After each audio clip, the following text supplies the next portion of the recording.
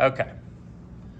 All right, guys, so from the beginning, just to make sure we all know what's going on. So, of course, this is the illustration exemplification essay, where you're going to use examples from your own life to tell us, support for us, what's going on with this first assignment. Now, if you look in the lesson folder, lesson 3, essay 1, okay, here are the specifications. It's in a document, and it's highlighted in red, okay? And you can see this actually starts describing with the rough draft, not necessarily the thesis, okay? Because not all classes have to do that thesis. We're lucky we get to do the extra assignment, all right? So in our rough draft, consider it to be the dress rehearsal for your final essay. In other words, you want to try to get as many of the components that you would have on the final essay in the rough draft. Because, as I said earlier, the more you do with the rough draft, the less you're going to have to do with the final essay, right? You don't have to rewrite everything for your final essay, you just have to edit. All right? So that's where we're going. We're going to write a dress rehearsal for our final essay. And as you can see, the grade component for this is, as I said, it's an assignment level weight. It'll be worth 25 points, and it will go into the pool with all the other assignment level grades. The thesis, the welcome quiz, other rough drafts, other theses, okay? And then 25% of that will go as your grade, okay, for that. So what's in this, okay? Everything we do in here, guys, the format has to be MLA, okay? There are 2 files at the bottom of the lesson folder to tell you how to format a document for MLA, and another one how to do headers for MLA. There's the MLA stuff in the Start Here folder, okay? And the library has created a forum for that, and that's posted in there as well. You can go to Purdue OWL, that I had mentioned earlier, okay? Just get a pen that writes. You can go to Purdue University, all right?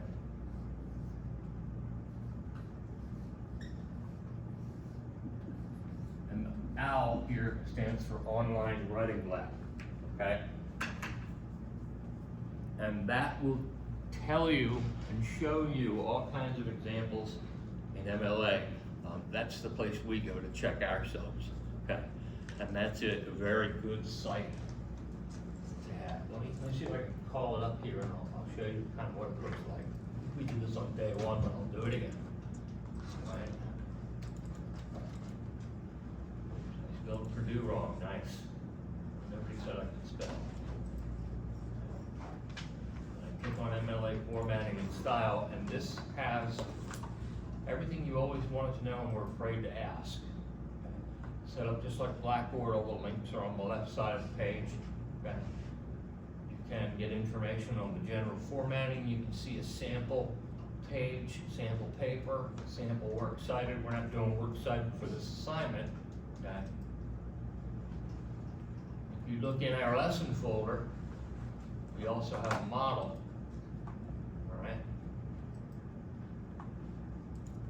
This model shows you exactly what your paper will look like tonight, okay?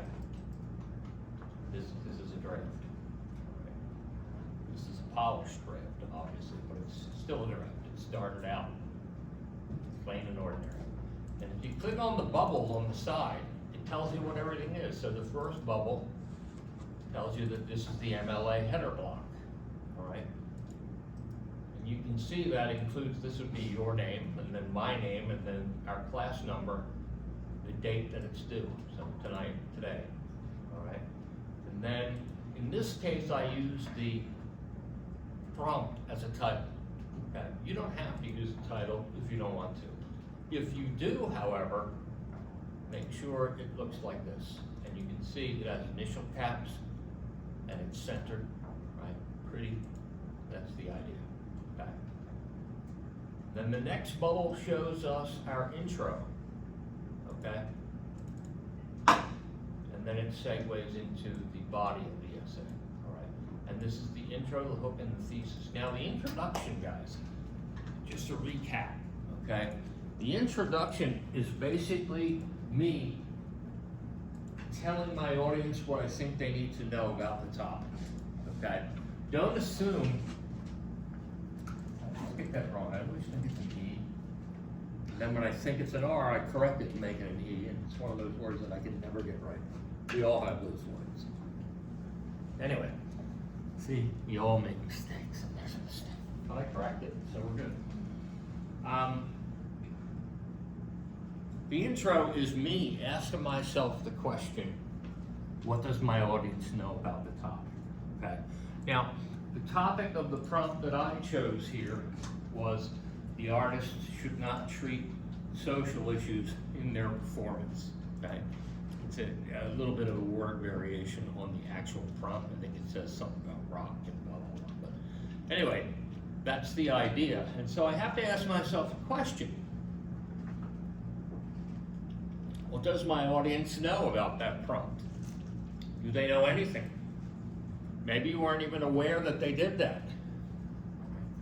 If you haven't been to a show in a while, a concert in a while, maybe you're not aware that they actually will do that. They'll stand up there and they'll talk about their political philosophy and stuff, in addition to their music or whatever. Okay? They still do it, from what I understand. A friend of mine just saw Springsteen in Philadelphia, and he did it. He's annoying because he does it every time. But you're paying a lot of money to see somebody play music that maybe you grew up with or whatever, and they spend a quarter of the time yakking about politics. And to me, that's not what you're paying for, and that's my stand here. Now, you could disagree. Maybe you think it's good, and a lot of people did, right? In the 60s and early 70s, there was a lot of protest music written against the Vietnam War and for the draft and all that stuff. So like Bob Dylan and people like that, Crosby, Stills, and Nash, a lot of those bands from back then, that's what they did. And a lot of their songs were directly related to those issues that they called them protest songs, right? So back then it was a little more, I guess, acceptable. But it also wasn't an arm and a leg to see them play in the show either, right? Even relatively speaking, it was still cheap, right?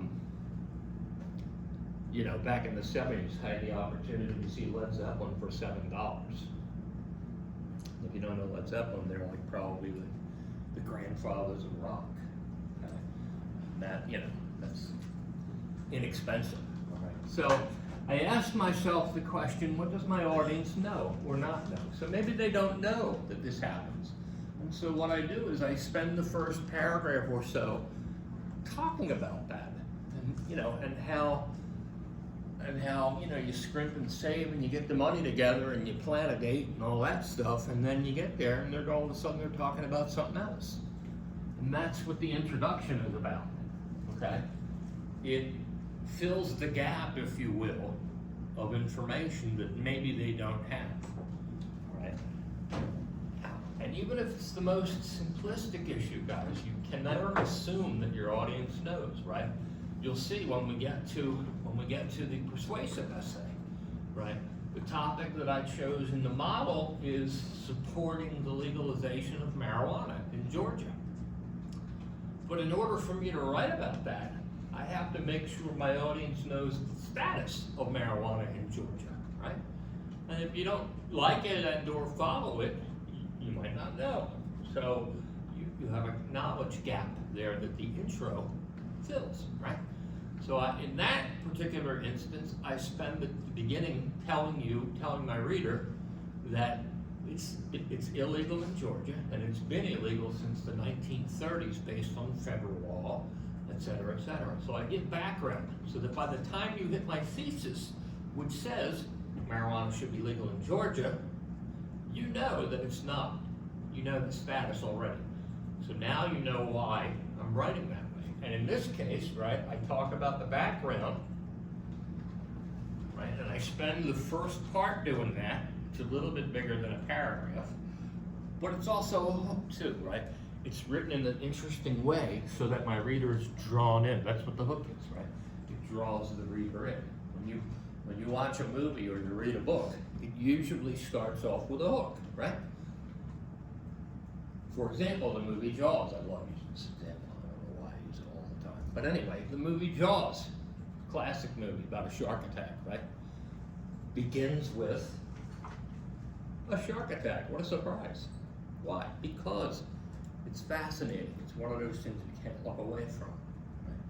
It's like rubbernecking when you drive down the highway and you see an accident. You're just looking to see. You don't really want to see, but you can't help but look.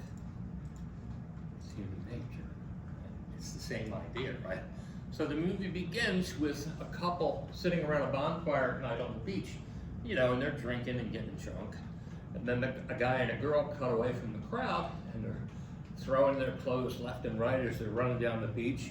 She goes diving into the water, and of course he's so drunk he stumbles when he's taking his clothes off, and he falls down on the beach and passes out. And that, as we learned in 2 minutes, saves his life because he doesn't go in the water where, oh, by the way, the shark is. So she's out there swimming, having a good old time, and then, of course, she gets attacked. And that's the opening scene of the movie. And then it backs up a little bit, and it goes into the exposition of the story where you meet the characters specifically.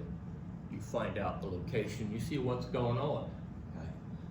So it starts out kind of with a bang, with a hook, and then it goes into the normal flow of the story. Your essay is the same idea, guys.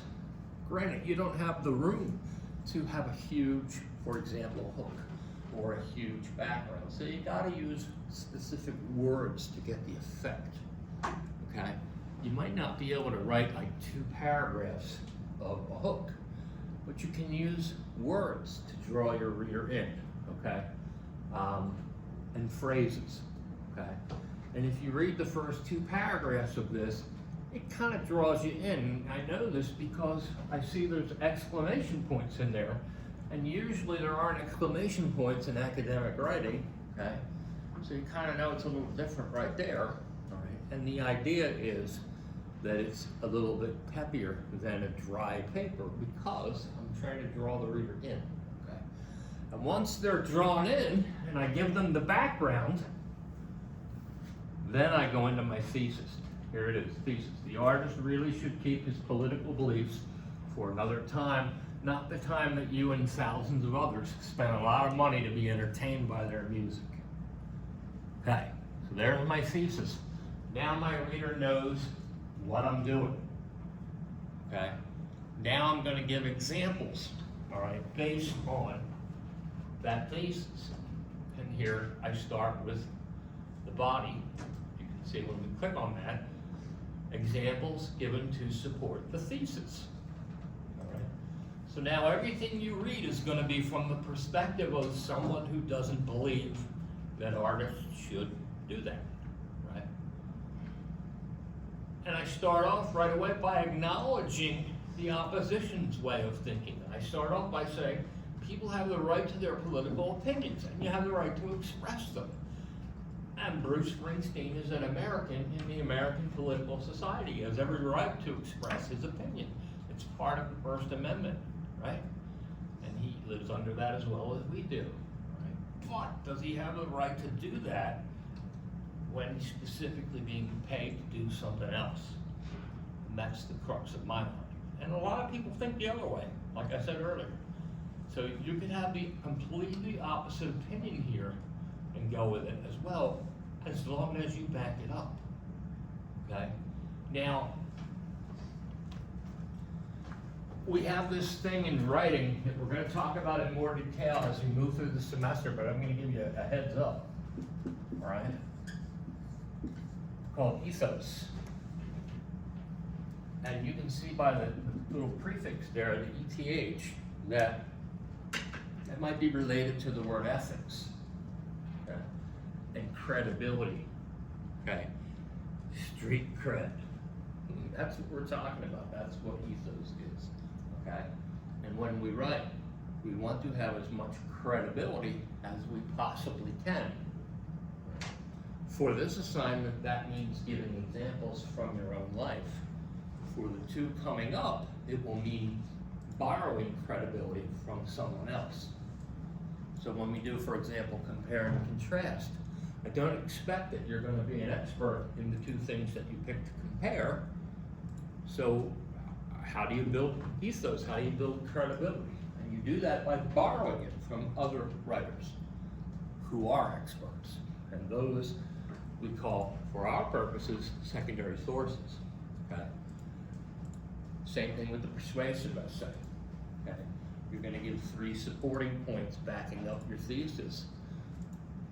And you're going to have to get expert backup for that because you're not an expert in what you're arguing. So you have to borrow the expertise. Okay? You may have your field, even now, that you're an expert in. Chances are, though, it's not going to be anything that we're writing about. If it were, then you could use yourself, you know, and you would automatically have the ethos because you're an expert.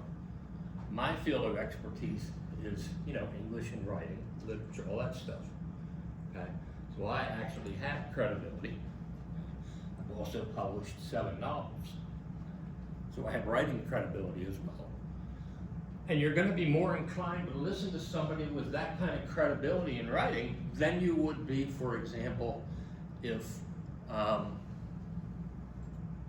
somebody who's studying, you know, barbering here came in and started talking about writing. That's not their field of expertise. Their field of expertise is hair, right? So if I start talking about a hair, you have every right to raise your hand and say, stop. Let the barber talk about hair. Why? Because he's the expert, right? If my car's making a funny noise, I'm not going to take it to the appliance store. I'm going to take it to the mechanic. It's the same idea, right? It's the expertise. You're going to the professionals that know what they're talking about, okay? And so that's why we, starting in Comp 1 on through Comp 2, use secondary sources. We have to borrow the credibility from an expert. Okay? So in this case, and I specified this in the beginning and I'll specify it again, in this case, you're going to be the expert because it's from your experiences. That's the whole idea. Exemplification, see the kind of the word example in there? Okay? The examples are coming from your life, all right? And not every single one of these prompts can apply, right? Only certain ones might apply to you, right? So maybe you really have no application or examples for this one. That's fine, switch to another one. You have a bunch of them, right? In here, if you look in the instructions again, saying choose an issue from the following prompts where you will agree or disagree by using multiple and extended examples. The issues you pick should be ones that you can relate, as your support will come from examples from your own life, okay? Ones that you can relate. So if you can't relate to this one, pick another one. There's 20 of them here, and some of them are good, right? We went over these on day 1 when we were talking about this in passing. In here, it's broken out by category. You can see family, there's behavior and personality, here's education, political, media, rules for living, okay? That's pointing back from the announcements, guys, where I summarized the whole assignment. Right here, essay cycle 1. Here are the prompts only without categories. So they're broken out in categories in the actual specs, but in the announcements here, they're easier to see because they're just bullet points, okay? All right, so you can go down this list if it's easier to see for you, or you can go into the instructions and look at the broken out list. Either way, you know, feel them, look at them, think about them, and see which ones touch you, you know? One of them's gonna, okay? You can switch, by the way, between what you said on your thesis and what you're going to do on your draft. All right. That's the only part that you can switch if you decide that you want to change your mind. Once you do the draft, though, you can't switch. So, make sure you pick something you can write about. Excuse me. So you can see some of these prompts. If you look at the ones on behavior and personality, there's 3 of them. Rudeness is on the rise. We talked about that when we first met, right? Gestures and facial expressions often communicate what words cannot. And if you're a teacher, believe me, you know that one for sure. Because you guys might not say a word, but I know exactly what you're thinking. Just by going around looking at your faces as I'm saying things. Right?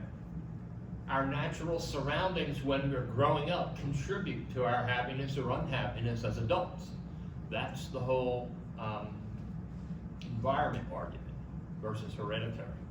In other words, are people's behavior as adults dictated by their environment or more their genes, their gene pool, right?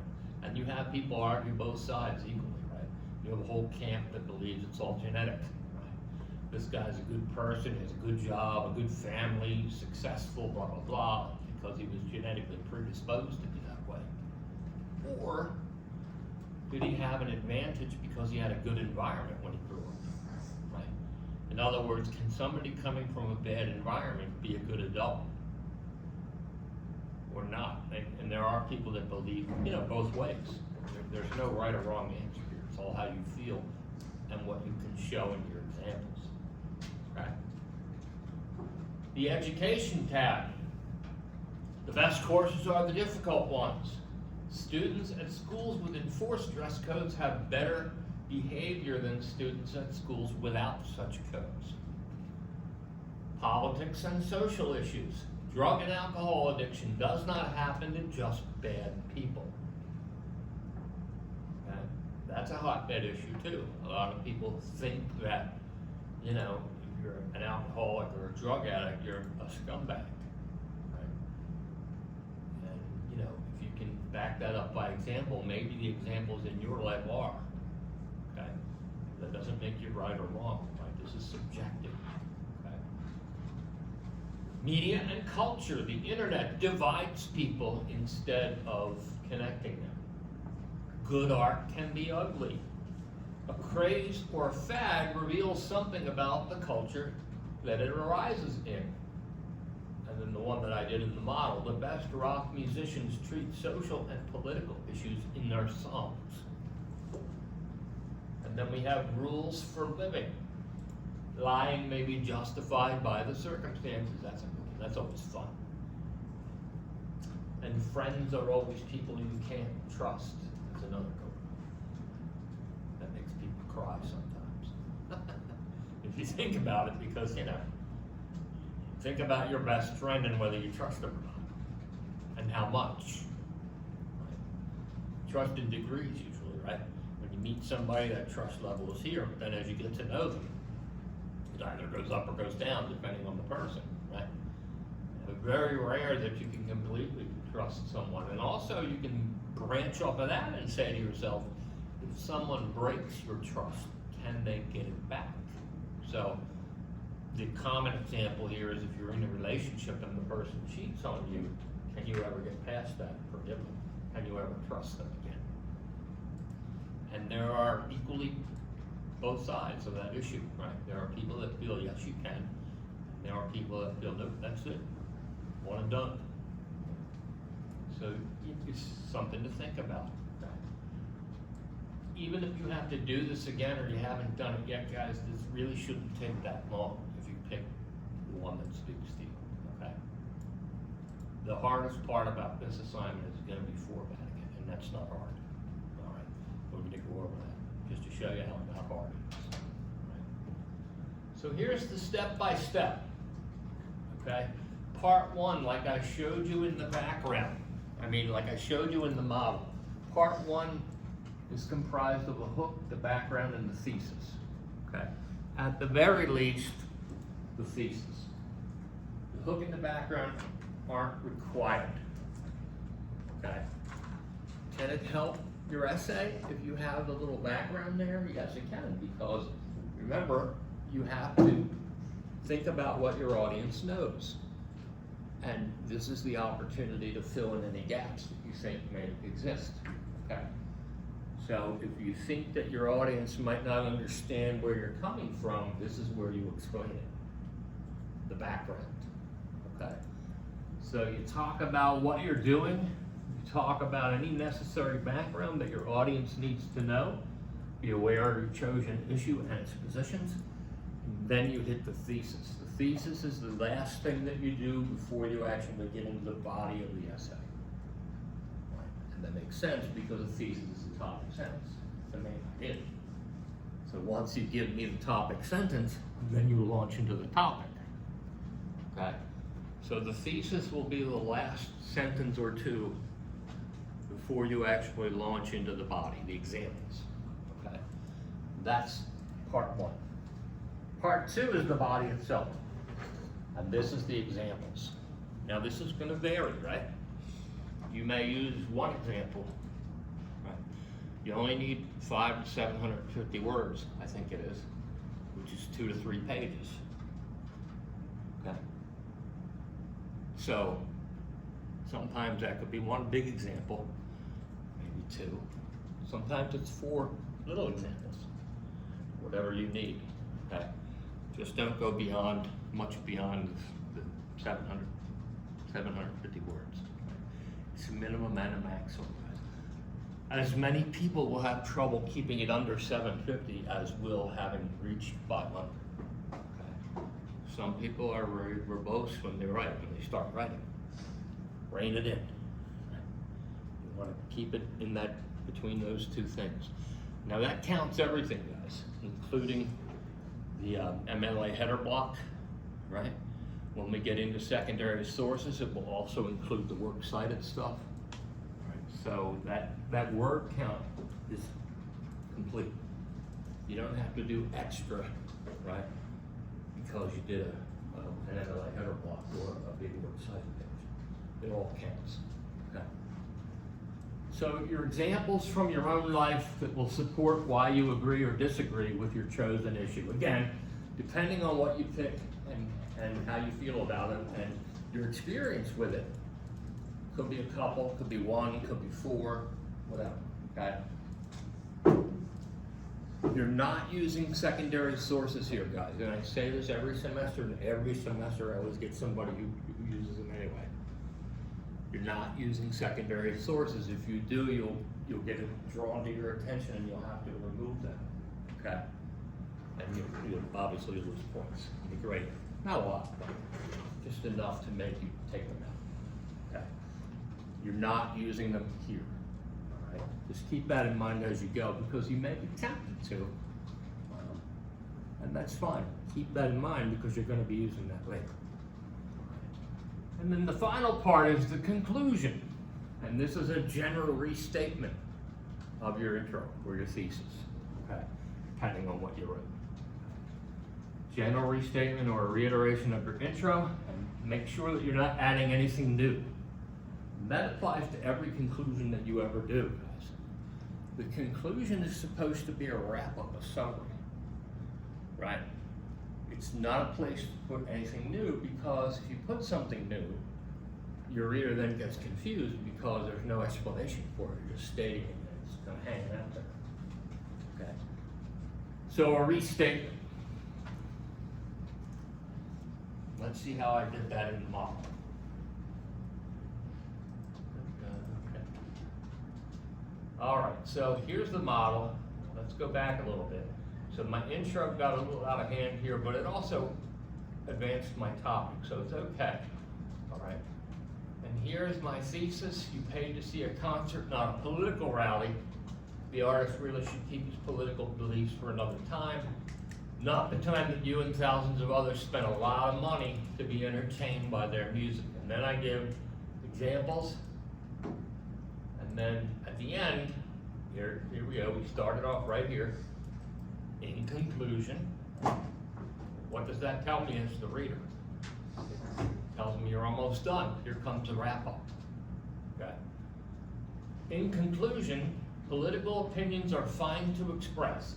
It's one of the rights that is unique to Americans. However, When you pay to see a concert, not a political rally, the artist really should keep his political beliefs for another time. So it says what the thesis says, just a little differently, that's all. It's just reworded, okay? Just to make it so it's not like boring. And that's it, that's all the conclusion is, guys. Look how small it is.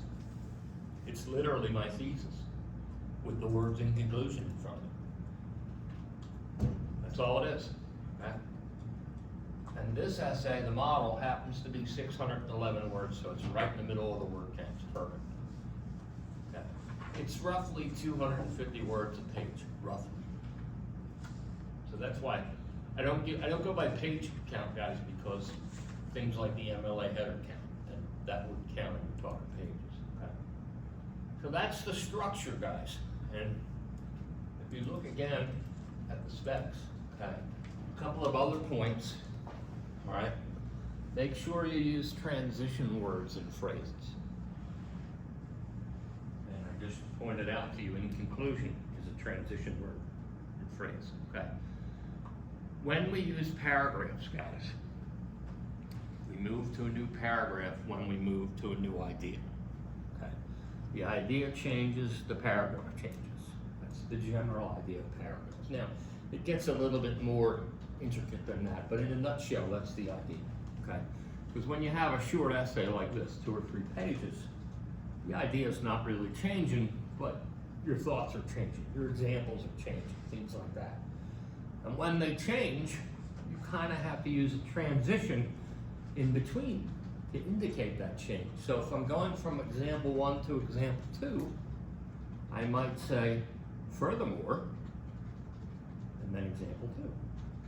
I might even say something as simplistic as, in the second example, whatever, as long as it conveys that I'm switching from one to the other. And then for the third example, I may say, and finally, right?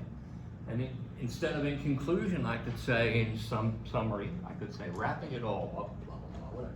Anything that shows that transition. Transitions elevate your writing, guys, from here to here, just by using them. They make your writing sound much, much better by using transitions. In addition to that, they show your reader, and knows it's going to sound simple, but if you think about it, it makes sense. It shows the reader that you understand the organization of your essay and your thoughts, okay? You know, that sounds simple. How can you write the essay and not be sure of the organization? It's easy. Especially if you have a lot of ideas going on, right? When you're doing your rough draft the first time, you're trying to get everything out of your head and into the permanent media, the computer, so that you don't forget anything. You're not worried about structure, mechanics, form, any of that stuff. You're just spewing it out, trying to get it saved. Yeah? So what are you going to grade from it then, if you're not like looking at the technical stuff? Good question. I'm going to show you the rubric in 2 seconds. There's a rubric in the same folder that okay. Focus, content, organization, style, and mechanics in a nutshell. In other words, what you did and how you did it. Okay. If you didn't watch the writing process video, guys, watch it. Okay. And there's a companion document that goes with it called the writing process. I'll show you in a second where that lives. And it'll show you, it breaks it out into parts. And the first part of the process is pre-writing. And that's all the stuff we do before we actually write. We think about it, we jot down ideas, we get whatever references we need, in this case, examples, okay? The next step is the writing, and that's where you're actually sitting down to get it out of your head and into the computer, okay? The next step is the content edit. This ties in what you just said, where you're editing what you said. You're gonna take the assignment out, and you're gonna read the specs again, and you're gonna look at your assignment and say, did I do this, did I do that? Do I have an intro if I needed one? Do I have any background if I needed it? Is my thesis good? Yes, okay. Do I have concrete examples that talk about what my thesis says? Yes. Do I have a conclusion that restates my thesis? Yes. That's the content edit. Then you're gonna look at it and you're gonna do a mechanical edit. And this is where you're gonna go through and you're gonna look at how you set it. This is where you're gonna worry about structure, right, organization, things like that. So the mechanical edit is the one where you're gonna go back and add the transitions if you did. You can add transitions when you're finished, guys. You can go back, right, and say, okay, here's this, the second paragraph is my first example. Okay, so I'm gonna start off that paragraph by saying, first. Could be something as simple as that. You get fancy, but first works. And then here's my say fourth paragraph, so I use two paragraphs for one example, and it's my second example, so I'm gonna say second, maybe, or whatever, or next. Anything that tells you you're moving from here to here. Yeah. And then there's my third, and here's my conclusion. I'm gonna add the transitions. You can, it's like seasoning when you're cooking. You add, you add the seasoning as you're cooking. You also add it when you're done, right? You add salt and pepper and all that, right? Same idea. Will you do poorly if you don't use transitions? Maybe, maybe not. You still might have a good essay, but you'll have a better essay if you use transitions, guys. I'm telling you, as an English teacher who's been doing it for 35 years, your writing goes from here to here just by using transitions, okay? And there are other things as well, but that, for our purposes, that's the one you gotta keep in mind, okay? So you're gonna focus on first the content, what you said, and then the mechanics, how you said it. When I grade it, that's exactly how I'm gonna grade. I'm gonna read through and I'm gonna make sure the structure looks good. I'm gonna make sure that you have the MLA format going, right? I'm gonna read through, look for the transitions and things. Then I'm gonna read for the content, all right? I actually do it backwards. First I do the mechanics and then I do the content. You're gonna do the content and the mechanics. Because the mechanics are the easier part. It's easier to fix the mechanics than it is to fix the content, because with the content you have to add or subtract writing, and that could change what you're saying. Okay. And the very last thing is the formatting, because that's the absolute easiest. You're literally doing global commands. You can Control A to select everything, and you go into the toolbar and you select paragraph, double space, 0 before, 0 after. I'll show you this. And that would format for double space, right? You'll go into the, I forget exactly what it's called, we'll see in a second. Anyway, you're gonna set margins for 1 inch, okay? And that will automatically fix the margins. It's all one-stroke commands for the formatting at this point. So that's the easiest thing, okay? The idea is with all these editing things, with the content and the mechanics and all that stuff and formatting, you don't want to do any of that when you're actually writing, because writing is hard. And if you do something that's going to knock your thoughts out, then you're going to have a harder time, okay? So you want the writing to be as smooth as possible. You don't want to worry about the things that you're going to worry about later, okay? All right, so this is the actual spec. Right, and that is in the lesson folder. Right? If you look in lessons, you scroll down. Internet's been weird. Scroll down to Essay 1, Illustration Essay. It's highlighted in red, as is the second and third one. Click in that. Okay. And oh, by the way, I don't know if you saw that, but you can read about it in chapter 8 of the text. Okay, that's another perspective. Right. The specs, this is what I was just in showing you. Okay. Here's the rubric. Let's open this up and look at it. So when I grade, these are the things that I have in mind as I'm reading your paper. And I read it several times, obviously, because I'm not looking at everything at one time. Okay. So the focus, this is the single controlling point made with an awareness of task about the topic. In other words, this is what you said you were going to write about. Is that what you wrote about? Okay. The content is the presence and development of facts, examples, anecdotes, whatever's required. In this case, it's examples. okay? The organization, again, with the transitions, first, second, third, the organization is the order of things, okay? The order developed and sustained, all right? The style, choice of words, your usage of words. Did you use a simplistic word when you could have used a better word? Those kinds of things. Okay? There's no right or wrong with that style, really. I mean, unless you really do something poorly, but most of the time this isn't an issue. Okay? And then the mechanical part, and that's the grammar, spelling, formatting stuff. Okay? And I broke it out like this because you can see there are 5 parts. In your head, think to yourself that each one of those parts is worth 20% of the whole. Right? This is 20 times 5 is 100%. Meaning that they're all equal, guys.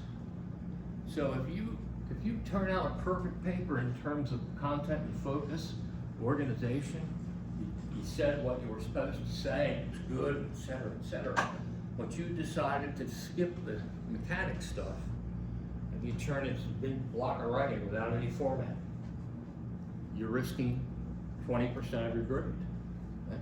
Because the mechanics is worth 20%. Okay? If you have a perfect looking paper, but you didn't really say too much, then you're risking these points. Okay?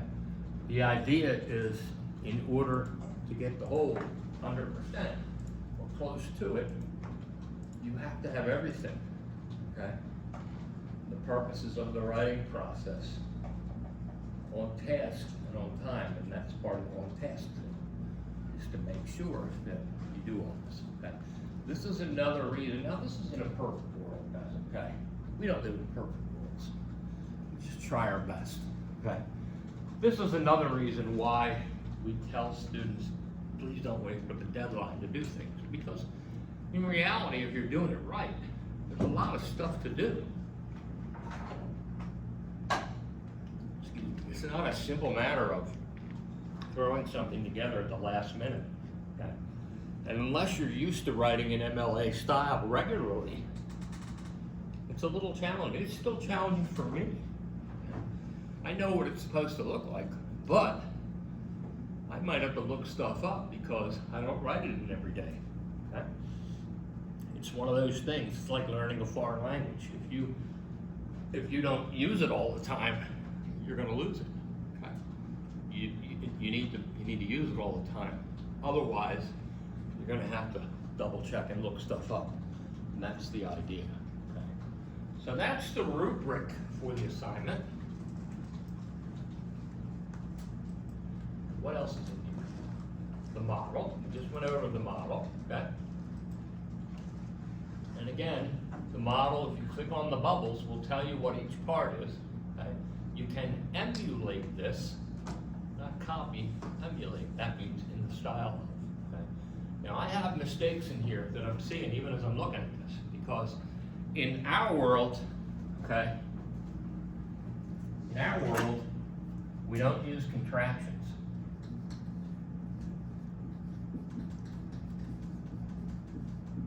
Okay?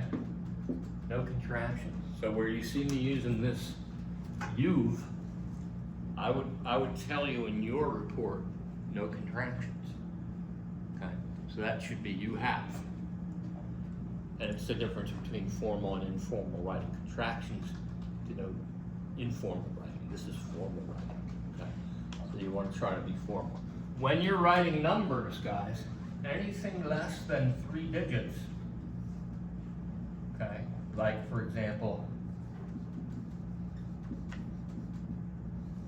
88, okay? Anything less than 3 digits, you have to write the number as a word, not a number. So if it's 100, you can say 100 or 246 or 1,973 or 1,073. But if it's less than 3 digits, you have to write the word. If I have 2 examples, I have to write TWO examples. All right. So those are 2 of the biggies with regard to formal writing. Okay. In this case, for this assignment, you're allowed to use first person. That's the I, me, my perspective. you think about what we're doing, that makes sense, because you're giving me examples from your own life, and so of course you're gonna say, I went to Quick Trip this morning and somebody slammed the door in my face. You're gonna give me it from your perspective, because that's what's required. Okay. Moving forward, we jettison the first person, and we're only using third person. Okay. But we'll talk about that when we get there. Okay. So no yes first person point of view, no contractions, no numbers. Okay. And as I see things, I'm gonna point them out, but those are the two immediate things. You can see the margins are 1 inch. Right? 1 inch margins. Huh? 1 inch, correct. Top, bottom, and sides. And you set that, okay, so this is a Word doc, guys. I'm gonna go up to my menu and I'm gonna go into layout, okay? And up here where it says margins, I can click that. This is where you can change them. So I might say narrow, okay? It's not gonna change. It's gonna take forever to change. So, oh, come on. Okay. Anyway, that should have made this narrow.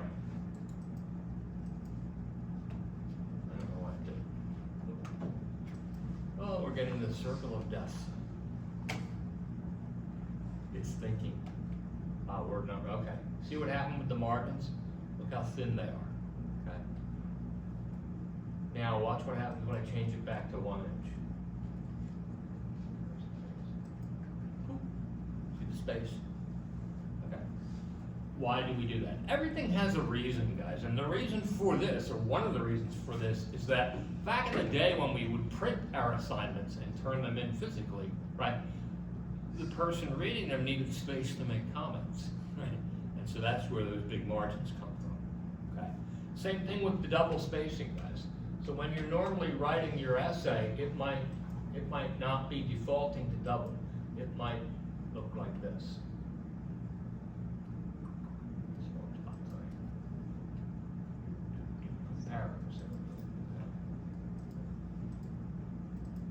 It might look more like that. That's single spacing, and that's fine. I can see it, I can read it, and we're doing it electronically. However, the MLA specification is double spacing, and again, it's because in the early days it used to be so you'd have room to make comments, okay? But I told you the formatting is all one-click universal stuff, and here's how, guys. Control A in the PC world, and I come up here to paragraph, okay? Change that to double, and then see the spacing before and after? You gotta make sure both of those say 0, okay? And different versions of Word default to different things. So you gotta double check that and make sure 0, 0, double, and watch the document. Poof, there it is, perfect, okay? But again, it defaults to different numbers, so you may have to go in and change that. Go in and check it. And if that says any other number but 0 and 0, make it 0. Sometimes that'll be like 6 points or 8 points after, okay? And you can see what it did to the spacing. Again, if you're not used to looking at this, you might not see it right away, but see this big space versus that? This is a double space.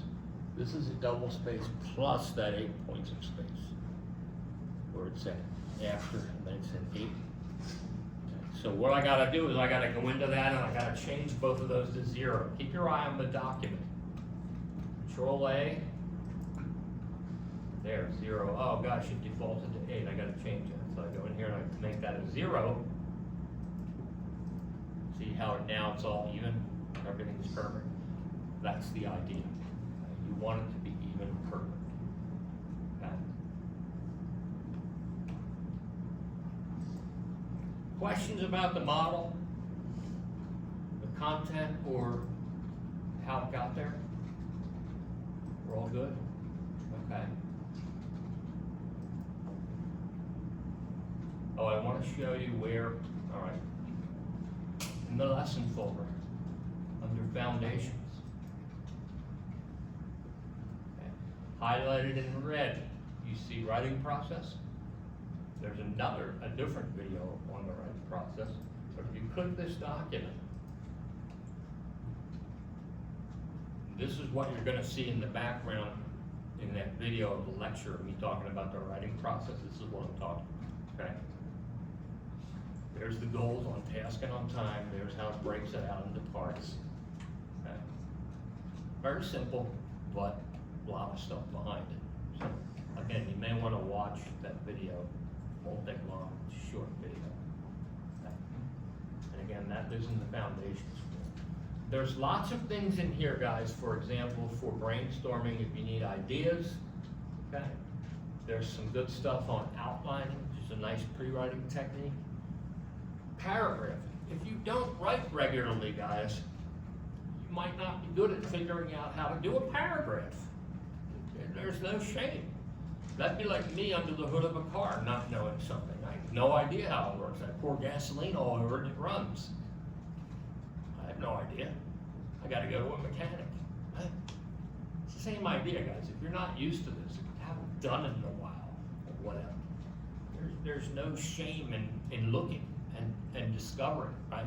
Because I know when I first started writing, and the closer I looked at the idea of a paragraph, the more confused I got. Right? It was only when I kind of relaxed a little bit and sat back that it kind of came to me. Anyway, these talk about paragraphs and transitions, talk about how to do the paragraphs. Here's some transitions you can use, okay? If you Google transition words and phrases, you'll get 1 million hits. Right? If you want to get creative on your transitions and you don't want to just use first, second, third, conclusion, Google it and see what it has to say. You'll come up with some cool words that I'll probably have to look up. Good stuff. I mean, you know, and again, it's just 1 or 2 words, guys. It's not even hard. Okay? And it elevates your writing. Okay? So keep that in mind as you're writing as well. Lost. That's all right. I've got so many windows I don't know where I am. Okay. Nope, don't want that. I don't want that here. Hi. Hi, is this for 11:30 class? Is it what now? 11:30 class? Not yet. No. It will be. From me? No, I have a class going right now. It doesn't start till 11:30. Okay. Kind of answered her own question. Is this the 11:30 class? No. Here, I don't know. Okay. Again, guys, you can look in the class announcements for a breakout of the assignment without all the trappings that are in the actual document specs. And there it is. Very simplistic, tells you exactly what you need to do down here. If you want to know details, go into the document itself and look it up, okay? That can help you out. Now, one other thing I was going to show you, was there? Okay. Any questions?